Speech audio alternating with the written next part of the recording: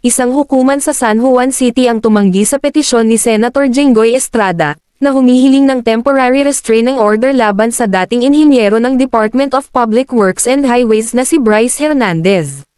Nais ni Estrada na pigilan si Hernandez sa pagbibigay ng mga pahayag na umano'y nakatanggap siya ng 30% komisyon o kickback mula sa ilang proyekto ng flood control. Gayunman, sinabi ng korte na hindi na kailangan ang TRO dahil ang mga sinasabing mapanirang pahayag ay naipalabas na sa publiko sa pamamagitan ng mga media at social media platforms.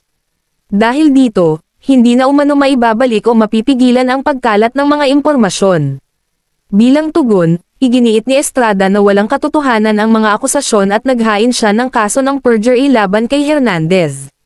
Ayon sa kanyang opisina, iginagalang nila ang desisyon ng korte at ipagpapatuloy nila ang laban sa tamang proseso ng batas, hindi sa publiko.